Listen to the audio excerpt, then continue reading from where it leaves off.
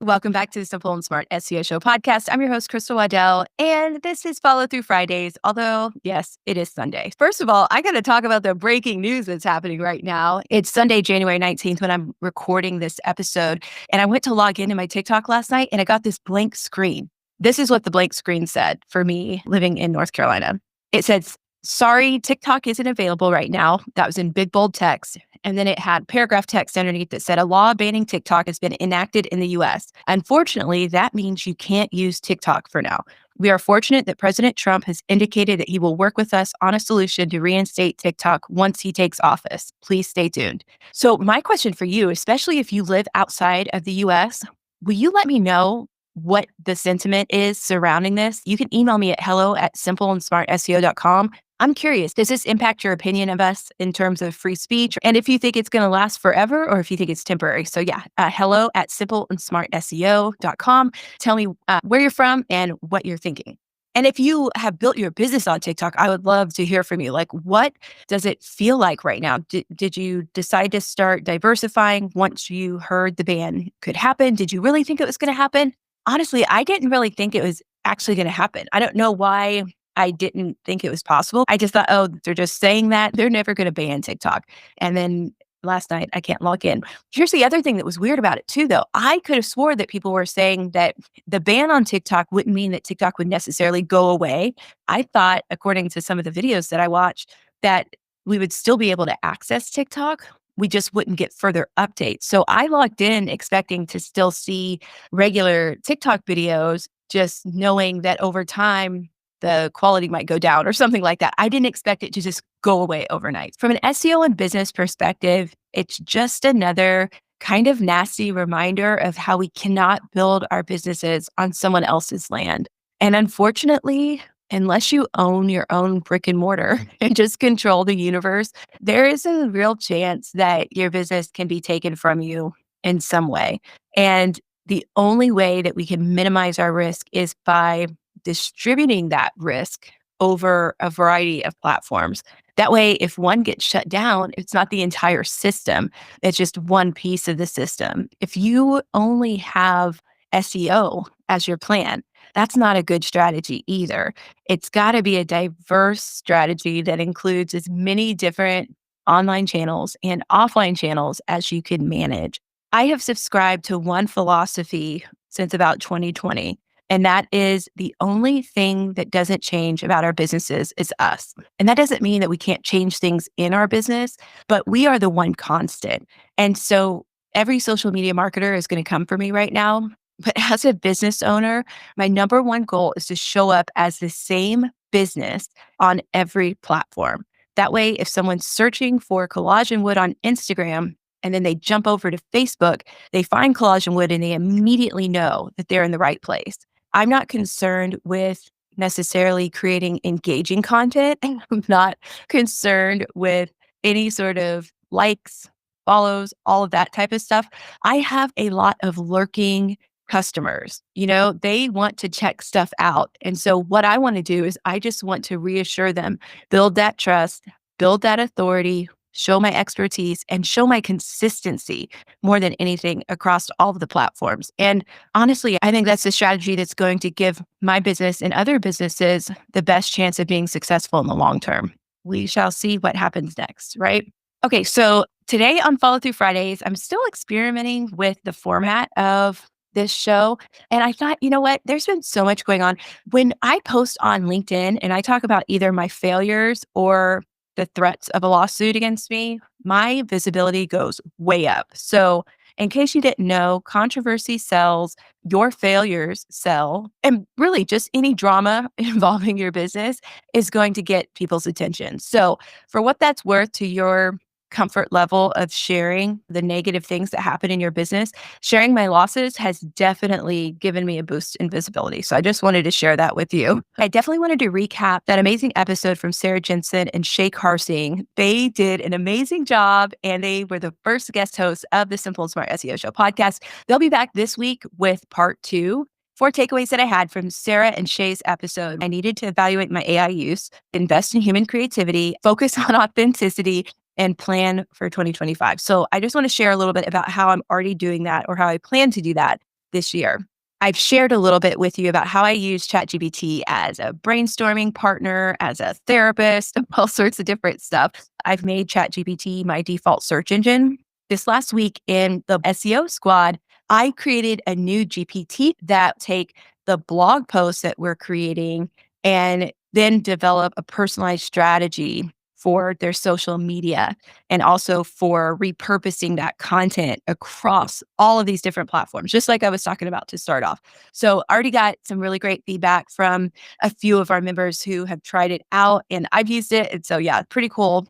But my point is using AI to really expand upon our creativity is a more impactful use of, like a chat GPT than just saying, hey, write a blog post for me. When you use it to expand your reach and your visibility, now it becomes a really powerful tool, a powerful partner to help you grow your business. I also like using Surfer to help me generate ideas and generate outlines and different things.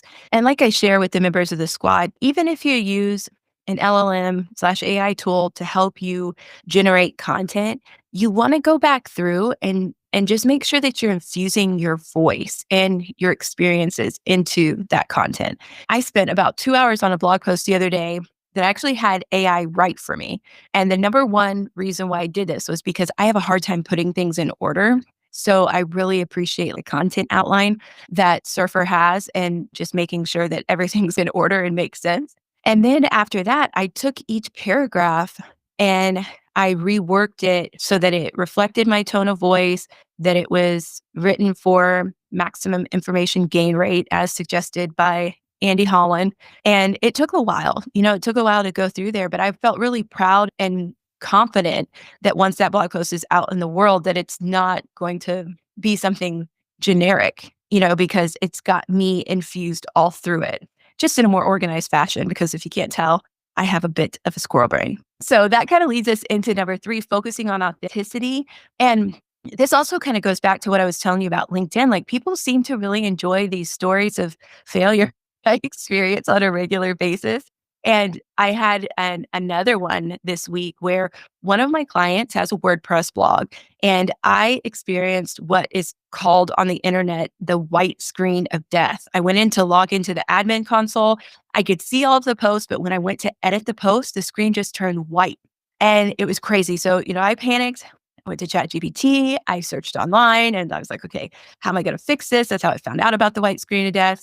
And so when I couldn't figure out how to fix it, I went to LinkedIn to ask my network. I'm connected with some super smart people. So I was really, really grateful for all the feedback they gave me. The number of technical SEO issues that were exposed through this exercise was kind of overwhelming. And so being as we use a third-party platform on top of WordPress, there was lots of the technical issues that they're not things that I can actually fix, even if I wanted to. And so at the end of the day, fortunately, one of the other team members was able to log in on her side and there's no problems. Everything is working like normal for her. She even sent me a screenshot. She can get into the admin. She can click on a blog post. She can edit the blog post. So I had to send her my edits for her to take care of. So go team. But it turned out that all of those technical errors that I saw had zero impact. Were not the cause of my problem. My problem has to do with my computer. And I'm still not sure what it is because I have 2 MacBooks.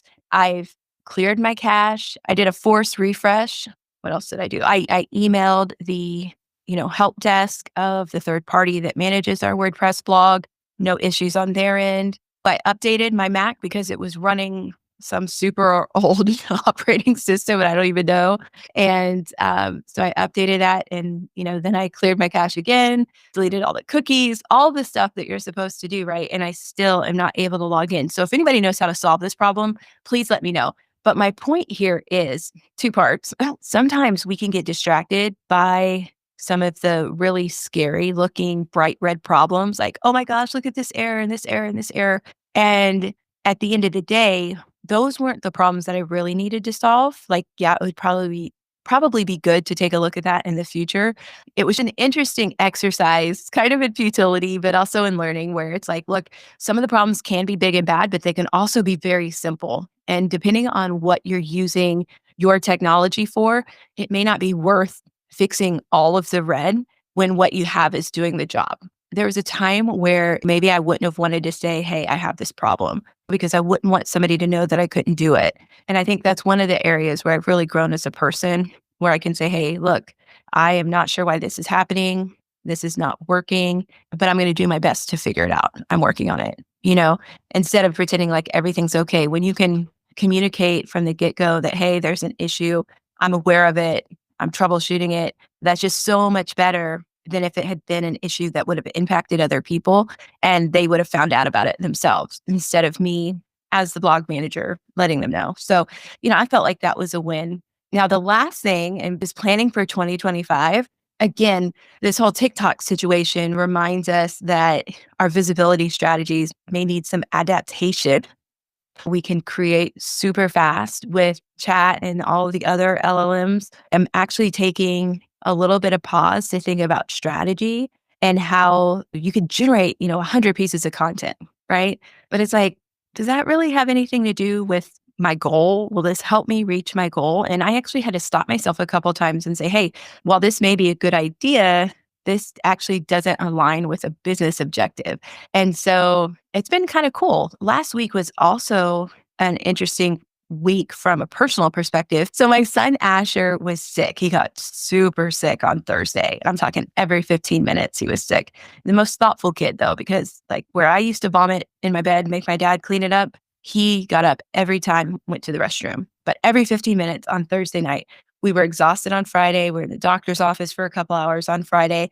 Meanwhile, my Shopify e-commerce store, Collage and Wood, generated $800 over those 2 days. And it was fantastic. I count that as an SEO win because I was able to take care of my number one priority, which is my son.